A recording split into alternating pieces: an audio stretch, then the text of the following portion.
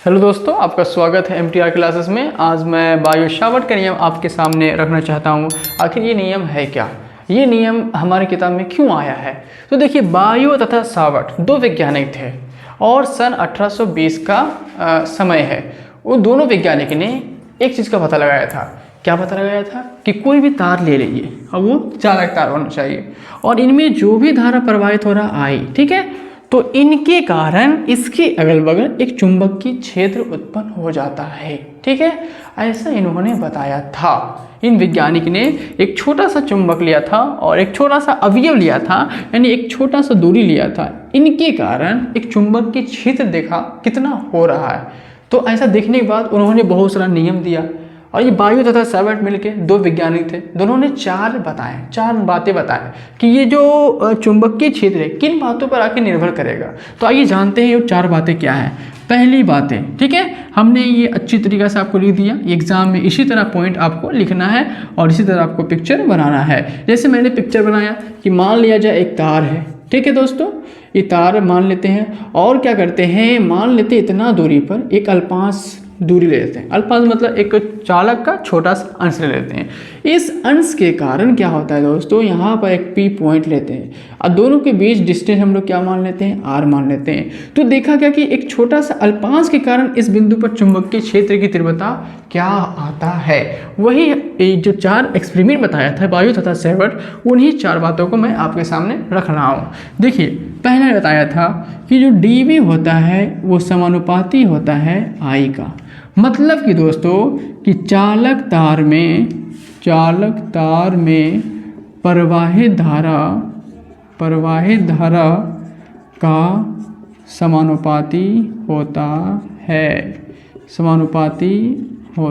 है। ठीक है दोस्तों, यहाँ पर थोड़ा सा यह लगा दीजिएगा, यह चालक तार में प्रवाहित धारा का समानुपाती होता है। कौन, यही है dV। निम्न बातों पर ही निर्भर करती है। dV जो होता है वो चालक तार में प्रवाहित धारा का समानुपाती होता है। ये पहला बताया था, इक्वेशन इन्हें फर्स्ट मान लिया जाए। सेकेंड बात वो क्या किया था दोस्तों कि जो dV होता है वो समानुपाती होता है dl का। मतलब कि यह चालक तार का अल्पांश लंबाई का समानुपाती होता है। ठीक है दोस्तों, मतलब इसे इक्वेशन सेकेंड मान लिया जाए। और थर्ड में क्या बताया था दोस्तों कि जो dB होता है वो समानुपाती होता है साइन थीटा का, यानी इन दोनों के बीच जो एंगल साइन थीटा हो रहा है वो समानुपाती होता है dV का। ये थर्ड एक्सपेरिमेंट बताया था। और चौथा एक्सपेरिमेंट बताया था, जो भी अल्पांश के कारण इन बिंदु पर आप चुंबकीय क्षेत्र की तीव्रता निकाल रहे हैं उन दोनों के बीच की दूरी का वर्ग के व्युत्क्रमानुपाती होता है। कहने का मतलब है dV जो समानुपाती होता है वो 1/r² का बराबर होता है। ये फोर्थ इक्वेशन बताया था दोस्तों। अब हम लोग क्या करते हैं, इन चार इक्वेशन को आपस में मिला देते हैं। देखिए दोस्तों, समीकरण 1, 2, 3 तथा 4 को मिलाने पर, ठीक है दोस्तों, अब चारों इक्वेशन को हम लोग क्या करते हैं, मिला देते हैं। अब देखते हैं कि क्या प्राप्त होता है। देखिए दोस्तों, जब चारों को हम लोग मिला देंगे तो dV समानुपाती हो जाएगा I dl sign theta bye r²। क्योंकि दोस्तों देखिए, I समानुपाती है, dl समानुपाती है, साइन थीटा समानुपाती है, लेकिन r² क्या है, व्युत्क्रमानुपाती है, मतलब कि उल्टा है। इसीलिए हमने इसे क्या कर दिया, नीचे लिख दिया। अब अच्छी तरीके से जानते हैं दोस्तों, जब भी कांस्टेंट यानी समानुपाती को हम लोग हटाते हैं तो यहाँ पर एक कांस्टेंट आता है। तो यहाँ पर बायो तथा सावर्ट दो वैज्ञानिक थे और दोनों ने बताया था कि यहाँ पर जो कांस्टेंट आएगा वो μ0/4π के बराबर आएगा। तो μ0/4π I dl sign theta bye r²। यही है दोस्तों बायो सावर्ट का नियम। और उम्मीद है आप लोग को ये बहुत ही बेहतरीन लगा होगा।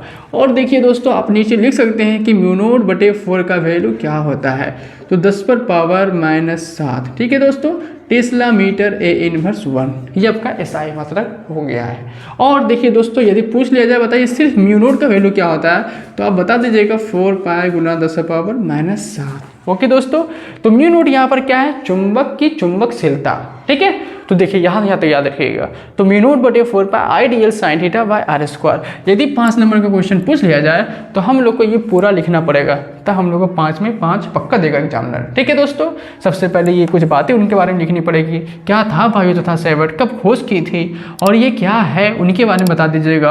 उन्होंने जो एक्सपेरिमेंट किया था वो 4 एक्सपेरिमेंट यहाँ पर आपको लिख के बता दीजिएगा, वो 4 बातें निर्भर करती वहाँ लिखना पड़ेगा। और अंत में जो भी हमें फार्मूला निकल के आया वो dv = म्यू नॉट बटे 4 pi ideal sine theta by R square, वो लिखना पड़ेगा। और ये नहीं भी लिखेगा चलेगा, ये हम अलग से इसलिए लिखेंगे ये ऑब्जेक्टिव क्वेश्चन बन सकता है। ठीक है दोस्तों, देखिए दोस्तों आपका समय बहुत ही करीब आ रहा है और कितना स्टूडेंट डर गए होंगे कि क्या होगा 10 दिन के अंदर क्या होगा। तो नहीं डरिए दोस्तों, इसी पर एक मैं 4 लाइन की कुछ बातें बताना चाहता हूँ कि रख हौसला वो मंजर भी आएगा, प्यासे के पास चलकर समुंदर भी आएगा, थक कर ना बैठे मंजिल के मुसाफिर, मंजिल भी मिलेगी और मिलने का मज़ा भी आएगा। तो दोस्तों कभी भी मंजिल से थकिए नहीं, उन्हें पाने की कोशिश कीजिए, पक्का मिलेगा। अब मैं अपनी बातें को यहीं विराम देता हूँ।